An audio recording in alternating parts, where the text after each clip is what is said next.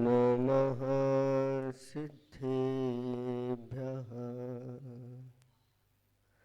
निर्मल जल सामान्य है जिनका, चंदन से है दिव्य वचन। अक्षत सम अक्षत है श्रद्धा, सुमनो सा सुंदर है तन। नैवेद्य चरित्र ज्ञान है दीपक, बस विधि करते धूप दहन। ध्यान सुफल है अर्घ समाधि, मुनिवर तुमको नित्य नमन। अनर्घ पद को पाने गुरुवर, मेरा अर्घ समर्पित है। एक जीवन क्या सौ सौ जीवन, गुरुवर तुम्हें समर्पित है। ऋषिवर तुम्हें समर्पित है। देवादिदेव 1008 कैवल्य कमलापति आदि ब्रह्मा आदिनाथ भगवान की। देवादिदेव 1008 श्री शांतिनाथ भगवान की। देवादिदेव 1008 वर्तमान शासन नायक महावीर भगवान की। परम पूज्य स्वाट आचार्य प्रवर गुरुवर श्री विद्यासागर जी महामुनिराज की। 3,9 करोड़ मुनिराजों की।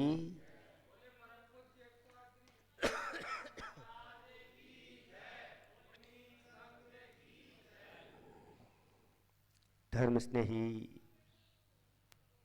भव्यात्माओं,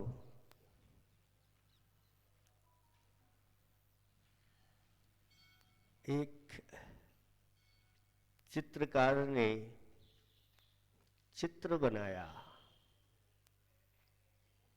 और चित्र बना करके मंदिर के बाहर टांग दिया। सभी लोग आते, उस चित्र को देखते, लेकिन पहचान कोई नहीं पा रहा है। आखिर क्यों?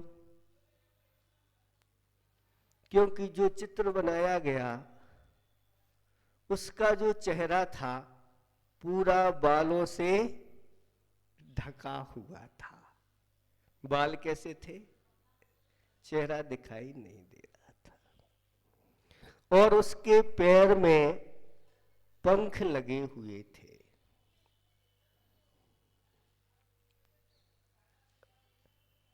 निम्बाहेड़ा के लोग तो बहुत समझदार हैं, उनको तो समझ में आ गया होगा कि ये चित्र किसका है। नहीं आया? तब महाराज उन लोगों को नहीं आया तो हम लोगों को कैसे समझ में आएगा? क्यों ना चित्रकार को ही बुला लिया जाए और वो बताएगा कि ये चित्र है किसका। चित्रकार को बुलाया गया और चित्रकार ने कहा, ये जो चित्र है यह अवसर का है। किसका है? अवसर का है। अवसर जब आता है बहुत दबे पांव आता है, सिर ढक करके आता है, लोग पहचान नहीं पाते। दुर्लभ लोग होते हैं जो उस अवसर की पहचान कर लेते हैं, और जो पहचान नहीं कर पाते, अवसर जब जाता है तो पंख लगा करके उड़ जाता है और लोग देखते रहते हैं। ऐसा ही एक अवसर निम्माड़ा वालों के लिए आया।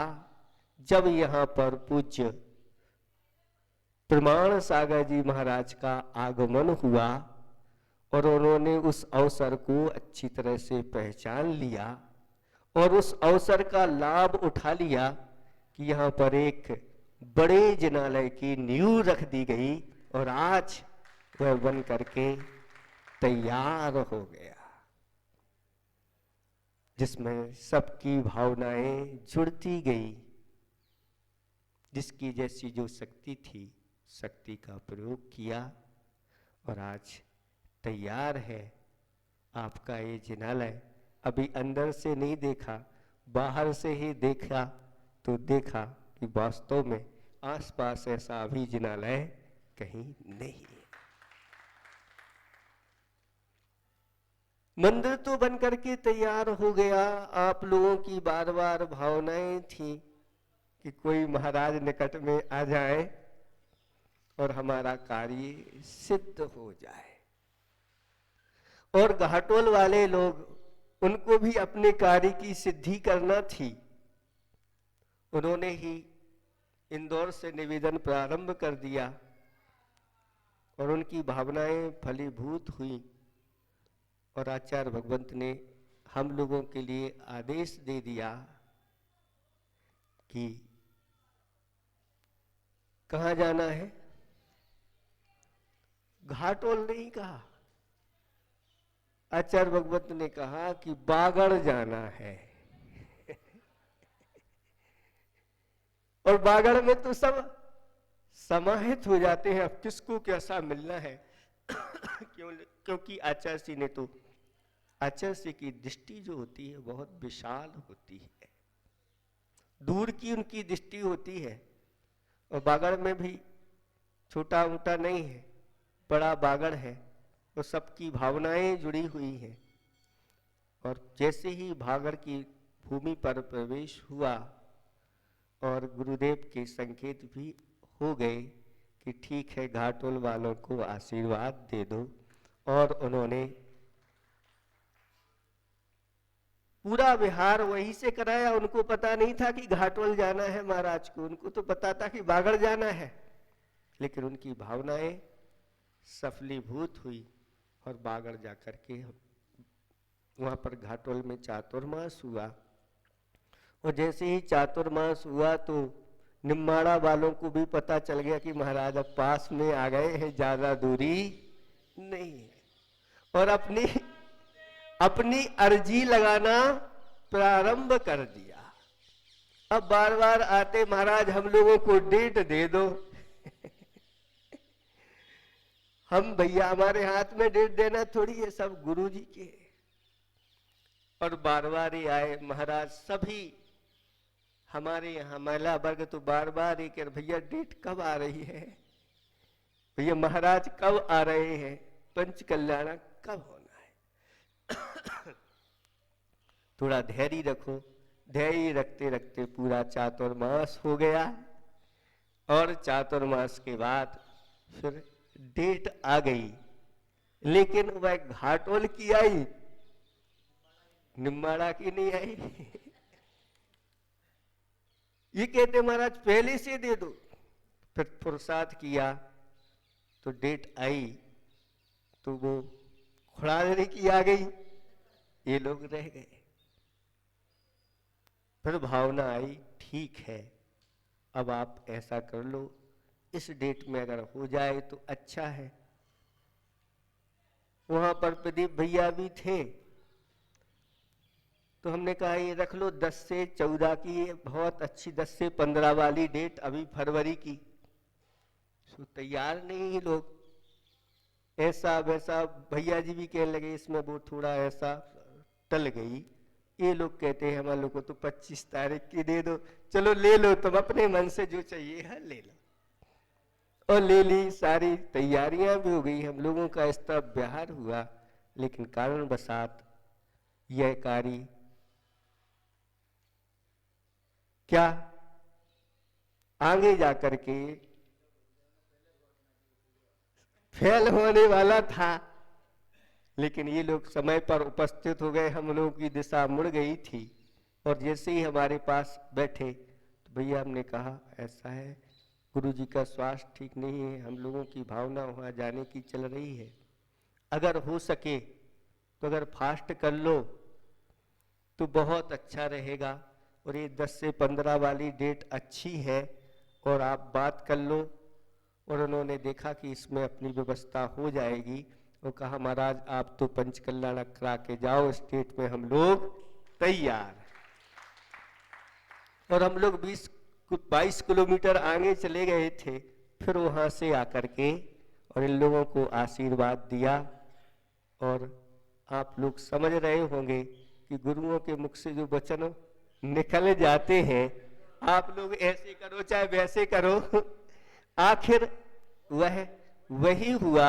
और बहुत अच्छी ये डेट आप लोगों को मिली है 10 से 14 की, न जिसमें ज्यादा गर्मी रहेगी न ठंडी रहेगी, और ये कार्य आपका सफल होने वाला है। आचार्य भगवान कहते हैं साधुओं की संगति बहुत दुर्लभ है, सबको नहीं मिलती, जिसको मिलती है बहुत पुण्यवान होता है। हम छोटे बचपन में पढ़ते थे तब एक नीति श्लोक बहुत अच्छा लगता था, शैले शैले न माणिक्यम मोकितम न गजे गजे साधवो ना ही सर्वत्र चंदनम ना वने वने। प्रत्येक पर्वत पर माणिक्य नहीं पाया जाता, प्रत्येक वन में चंदन नहीं पाए जाते, प्रत्येक गज में गज मोती नहीं पाए जाते। उसी प्रकार से प्रत्येक नगर और गांव में ऐसे दिगंबर यथाजात स्वरूप को धारण करने वाले संत नहीं पाए जाते, जिनका विशेष पुण्य होता है उनको ही ये मिलते हैं। और गुरुदेव के आशीर्वाद से ये आपको मिले हैं। कहते हैं एक बुंदेलखंड में कहावत है, बनिया प्रसन्नम कोड़ी छदानम। बनिया व्यापारी वणिक अगर प्रसन्न हो जाए तो क्या देगा? कोड़ी छदानम, रुपया पैसा ले लो उससे जितना चाहिए हो, 1 लाख 2 लाख 25 लाख करोड़ भी दे दे, कोई बात नहीं, इतना ही दे सकता है। तो बनिया प्रसन्नम कोड़ी छदानम, राजा प्रसन्नम गजभूमि दानम। और अगर राजा प्रसन्न हो जाता है तो रुपया पैसा नहीं, गज भूमि दानम, यानी आधा राज्य दे देता है, पूरा राज्य भी दे देता है। शास्त्रों में लिखा हुआ है, जब मुनिराज नगर के उपवन में पधारे और वनमाली ने जाकर के राजा को समाचार दिया कि महाराज वन में उपवन में ऐसे निर्ग्रंथ मुनिराज पधारे हैं, इतने सुनते ही वह राजा अपने जो बेश कीमती आभूषण पहने रहता है उनको उतार करके उस माली को दे देता है। सुन रहे हैं आप लोग? क्षत्रिय लोग ऐसे होते हैं, इधर उधर नहीं देखते कितना देना, हिसाब किताब नहीं लगाते क्षत्रिय लोग। वो तो उदारता उनके अंदर ऐसी रहती है, लो जाओ, और भर भर थाल लेकर के गुरुओं के दर्शन करने के लिए पहुंच जाते हैं। तो बनिया प्रसन्नम कोणी छदानम, राजा प्रसन्नम गजभूमि दानम, गुरु प्रसन्नम। अगर गुरु प्रसन्न हो जाए तो एक नहीं 4 मुनिराज प्रदानम। आप लोगों के ऊपर गुरु महाराज प्रसन्न हुए और उन्होंने कह दिया था बार बार नहीं आना, कह दिया ना, हो गया आपका काम, आपको मिल जाएंगे। गुरु ने कह दिया तो गुरु के वचन भी सत्य होंगे और आपको ये मिल गया। कहते हैं गुरु प्रसन्नम मुक्ति प्रदानम। गुरु अगर प्रसन्न हो जाए, सच्चे यथार्थ गुरु जिसके ऊपर भी प्रसन्न हुए हैं उसको मुक्ति बहुत जल्दी मिली है। एक सियार के ऊपर गुरु महाराज प्रसन्न हो गए, उस सियार को ऐसा उपदेश दिया, उस सियार ने रात्रि में चारों प्रकार के अन्न जल का त्याग कर दिया और दृढ़ता से पालन का किया, और अगले ही भव में वह सियार ऐसा होशियार हो गया कि उच्च कुल में उसका जन्म हुआ, और उस उच्च कुल में जन्म लेकर के उसको सारे सुख सुविधाएं, सारे वैभव प्राप्त हुए, लेकिन उन वैभव को भी ठुकरा करके और यथाजात मुद्रा को धारण करके कर्मों का क्षय करके सिद्धालय में जाके विराजमान हो गया। किसकी कृपा से? ये गुरुओं की कृपा से होता है। आज तक जितनी भी लोगों की मुक्ति हुई है, संसार से पार हुए हैं, दुखों से दूर हुए हैं, आपदाओं से दूर हुए हैं, सब गुरुओं की कृपा से हुए हैं। इसलिए आप लोग गुरुओं को समर्पित होकर के कार्य कीजिए, आपके कार्य सब सानंद संपन्न होंगे, इसमें किसी प्रकार की संशय नहीं करना। बस समर्पण की जरूरत है। जो समर्पण होकर के कार्य करते हैं उनको सम्मान की कोई जरूरत नहीं, सम्मान उनको स्वयं भी सब लोग देते हैं। कहते हैं कि सम्मान कराया नहीं जाता, सम्मान तो हो जाता है। जब हम अच्छे कार्य करते हैं, जब हमारा व्यवहार समीचीन होता है, जब हम अपने मन वचन काया की प्रवृत्तियां परोपकार में लगा देते हैं, तो सम्मान कराया नहीं जाता, लोग सम्मान करने के लिए आतुर रहते हैं। और हमेशा हमेशा ऐसी भावना रखो कि हमें सम्मान कराना ना पड़े। हम तो जब भी किसी का सम्मान हो और हम करने के लिए तैयार हैं, क्योंकि जो सम्मान करता है सबसे पहले रंगोली उसके हाथ में लगती है। जो सम्मान करता है सबसे पहले फोटो किसके हाथ में आती है? सम्मान करने वाले के हाथ। और जो सम्मान करता है वह ऐसा पुण्य संचय कर लेता है कि जब वह उसका पुण्य उदय में आता है तो हर जगह उसका सम्मान होता है। किसी ने कहा है कि श्रद्धा ज्ञान देती है, श्रद्धा ज्ञान देती है, और नम्रता मान देती है, योग्यता स्थान देती है। और अगर ये तीनों चीजें जिसके पास मिल जाएं तो उसको हर जगह सम्मान देती है। ऐसा कहीं भी चला जाए उसका सम्मान होता है। तो हमें ऐसे कार्य करना है कि लोग हमारे सामने सामने सम्मान नहीं, पीठ पीछे भी हमारी यश कीर्ति फैलती चली जाए। सही सम्मान तो वो माना जाता है जब वो व्यक्ति उपस्थित ना हो और लोग कहें वो महाराज ऐसे हैं, वो ऐसे हैं, वो ऐसे हैं। यही सबसे बड़ा सम्मान है। हमें अपने अंदर गुणों को प्रकट करना है। आचार्य श्री कहते हैं, धो मन को धो सको, तन को धोना व्यर्थ, खो गुण में खो सको, धन में खोना व्यर्थ। धोना है तो अपने इस मन को धो। और ये मन कब धुलता है? ये मन धार्मिक भावनाओं के माध्यम से, अच्छी सद्भावनाओं के माध्यम से, शुभ उपयोग के माध्यम से, अच्छे अच्छे भक्ति स्तुति आदि आदि की भावना से, परोपकार की भावना से ये हमारा मन धुलता रहता है।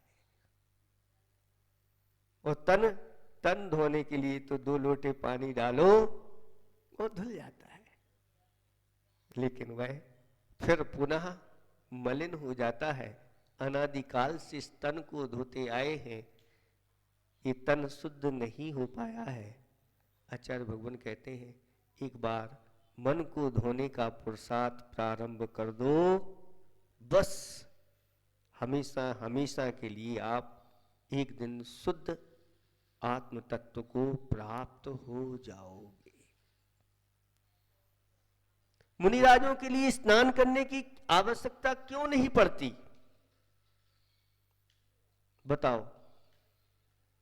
स्मशान से अगर आप लोग आते हो तो घर में जब प्रवेश करते हो तो कैसे करते हो? स्नान करके। और तो और ऐसा प्रचलन भी बुंदेलखंड में चलता है कि वस्त्र सहित स्नान करो फिर अंदर प्रवेश करो। और वही मुनिराज अगर स्मशान से आपके घर में आ जाते हैं तो उनके चरण धुला करके आप लोग चरण अपने सिर पर लगते हो। क्यों? क्योंकि उन्होंने अपने जीवन में रत्नात्रय को अंगीकार किया है। यह शरीर जो है स्वभाव से अपवित्र है, अगर इसमें सम्यक दर्शन, सम्यक ज्ञान और सम्यक चारित्र रूपी रत्न अगर आ जाते हैं तो फिर यह देह भी पवित्र हो जाती है और लोग इस देह को स्पर्श करके अपने आप को पवित्र मानते हैं। आप लोगों को ऐसा सौभाग्य मिला, कुछ लोगों ने अपने भाव बनाए और वहां से 200-250 किलोमीटर से हम लोगों को लेकर के आए। तो उनके लिए कहते हैं आचार्य भगवंत कि एक दिन भी अगर आप गुरुदेव के साथ ऐसे मुनिराजों के साथ चले हो, वैसा पुण्य संचय होता है कि पूरी प्रजा आपको पीछे पीछे आपके चलेगी, आप आगे चलोगे, ऐसा सम्मान मिलता है। खाली नहीं जाता। क्षण भर की संगति बहुत बड़ा योगदान दे देती है साधु की, ये सामान्य चीज नहीं है। इसलिए देखो उन घाटोल वालों से आप लोगों को सीख लेना चाहिए कि वहां से जब अपने यहाँ लाए, बिहार करा करके 300 किलोमीटर का चातुर्मास कराया, इसके बाद फिर खुड़ादरी गए तो पूरा बिहार कराया और खुड़ादरी के बाद फिर समर्पित होकर के आप लोगों के साथ यहाँ तक वो लाए। और उनके अंदर भावना है कि अगर महाराज आप गुरुदेव के पास गए तो भी हम तैयार हैं। ऐसी भावना जिसके अंदर होती है वह व्यक्ति जितने उनके बारे में कहा जाए एक कम नहीं होता, क्योंकि ऐसे लोग सबको आदर्श बन जाते हैं और सभी लोग उनसे शिक्षा लेते हैं। इसलिए आप सब लोगों के लिए अब ज्यादा समय नहीं है, संक्षेप से ही आज बताया जा रहा है कि आप लोगों को अब क्या करना है। आप लोगों को 2 काम करना है अगर इस महोत्सव को सफल बनाना है। एक तो आप लोगों के लिए अपनी मुट्ठी बंद रखना है। मुट्ठी बंद रखना जानते हैं आप लोग? इसका अर्थ क्या हो गया? एकता का प्रतीक है ये मुट्ठी बंद होना, यानी सब मिलजुल करके काम करना है। क्योंकि जहां एकता जगती है वहां एक ताजगी आ जाती है और बहुत अच्छा माहौल बन जाता है। कहते हैं अगर हम भले कम हैं संख्या में और अगर मुट्ठी बंधी हुई है, सब एक हैं, तो बड़े बड़े लोग भी देख करके आपको कहेंगे कि आप लोगों ने बहुत बड़ा ये कार्य कैसे कर डाला। और कई बार ऐसा होता है कि संख्या बहुत होती है लेकिन सब बिखरे हुए होते हैं और उनके कार्य सिद्ध नहीं हो पाते। इसलिए संगठन में बहुत बड़ी शक्ति है। कलौ एकता बलम, इस कलिकाल में एकता ही बल है। और अगर कम लोग भी एकता के साथ कर देते हैं तो बड़े बड़े कार्य सिद्ध हो जाते हैं, ऐसा कहा गया है। इसलिए आप लोग देखो, आप बाजार में जाते हैं, अंगूर के ठेले पर गए और जो अंगूर अपने गुच्छों से अलग हो जाते हैं उन अंगूरों की कीमत घट जाती है, आधी हो जाती है और भी कम हो जाती है। और कुछ लोग तो पसंद ही नहीं करते, वो तो जो गुच्छे में लगे हुए हैं उसको ही लेना पसंद करते हैं। इसी प्रकार हमें भी एकता बनाना है तो अपनी, हम बड़े छोटे आदि इसका विकल्प नहीं करना। एक दृष्टांत उदाहरण पड़ा था, आप लोगों को भी सुना देते हैं कि आपस में अंगुलियों में विवाद छिड़ गया और ये अंगुलियां कहती हैं हम बड़े हम बड़े हम बड़े, छोटी भी कहती है हम किसी से कम नहीं। और जब विवाद हुआ तो सबने यही निर्णय लिया कि अब ये निर्णय कौन करेगा कि कौन बड़ा है। तो चारों उंगलियों ने कहा अंगूठे दादा के पास चलो, ये अनुभवी आदमी है, यही अपना निर्णय देंगे कि इनमें कौन बड़ा है। तो पहुंच गए, चारों उंगलियों ने निवेदन कर दिया और आप निर्णय कीजिए कि हम में से कौन बड़ा है। तो अंगूठे दादा ने कहा कि पहले अपनी अपनी योग्यता बताओ, अपने अपने गुण बताओ, तब फिर हम निर्णय ले पाएंगे कि कौन बड़ा है। तो सबसे पहले तर्जनी का नंबर आ गया। तर्जनी कहती है कि मैं सभी को निर्देशन देती हूं, सभी को मार्ग बताती हूं, और मार्ग बताने वाला, निर्देशन करने वाला बड़ा होता है। अच्छा, नंबर मध्यमा का आया। तो मध्यमा कहती है हाथ कंगन को, आरसी क्या, वो पढ़े लिखे को देख लो कौन बड़ा है, मैं तो स्वभाव से ही बड़ी हूं। और जब वीणा बजाई जाती है तो वीणा में सबसे पहले हमारा ही मुख्य रूप से उपयोग किया जाता है, इसलिए मैं बड़ी हूं। अब तीसरे नंबर की जो अनामिका होती है उसका नंबर आ गया। वह कहती है कि मैं धर्मात्मा हूं, और धर्मात्मा सबसे बड़ा होता है, क्योंकि जब भी धर्म के कार्य होते हैं, स्वस्तिक बनाया जाता है, श्री बनाया जाता है, तिलक लगाया जाता है, मांगलिक जितने कार्य किए जाते हैं वो सब मेरे द्वारा ही किए जाते हैं, इसलिए मैं धर्मात्मा हूं, इसलिए धर्मात्मा सबसे बड़ा। ठीक, अब नंबर आया छोटी का। तो छोटी ये कहती है कि मैं देखने में बहुत छोटी हूं, लेकिन काम में चोटी का करती। जहां सेवा की बात आती है तो सबसे पहले मैं ही उपस्थित होती हूं। जब कान में खुजली चलती है तो लोग मेरा ही इस्तेमाल करते हैं और मैं सहस तैयार रहती हूं, और जो सेवा भावी होता है वो सबसे बड़ा। और जब भी रक्षा की बात आती है, किसी ने अगर वार किया तो सबसे पहले मैं खड़ी होती हूं। देखो सबसे पहले कौन सी उंगली आगे है, ये सबसे छोटी होते हुए भी सबसे आगे झेलने के लिए तैयार है, इसलिए मैं रक्षा करती हूं, इसलिए मैं बड़ी हूं। अब निर्णय देना है निम्मा हेड़ा वालों को कि कौन बड़ी है। बताओ है? तो अंगूठे दादा के ऊपर छोड़ दिया। अंगूठे दादा ने एक सिक्का अपने अंगूठे पर रखा और उछाल दिया, और सिक्का नीचे गिर गया, और कहा कि जो अंगुली किसी अंगुली की सहायता लिए बिना उस सिक्के को उठा देगी, वही उंगली बड़ी कहलाएगी। अब सब एक एक करके उठाओ, किसी ने नहीं उठा पाया और सबके सिर नीचे हो गए। तब अंगूठे दादा ने कहा कि कलऊ एकता बलम, इस कलिकाल में एकता ही बल है। अगर सब मिल करके करेंगे तो ये कार्य की सिद्धि होती है। ये पंच कल्याणक महोत्सव किसी एक के द्वारा नहीं होता, इसमें सभी पूरे समाज की भावना, निम्मा हेड़ा पूरे नगर की भावना, ये समझो निम्मा हेड़ा वालों के लिए ये बहुत पुण्य का समय आ गया है। जो इसमें भाग लेंगे, अनुमोदना करेंगे, सब महान पुण्य का संचय करेंगे। शास्त्रों में लिखा है कि ऐसे पंच कल्याणक में जो अपनी योग्यताएं देता है, जो अपने धन का सदुपयोग करता है, एक दिन उसका पुण्य संसार के सर्वश्रेष्ठ सुखों को प्राप्त करा के एक दिन उसके भी पंच कल्याणक हो जाते। कितनी बड़ी बात हो गई।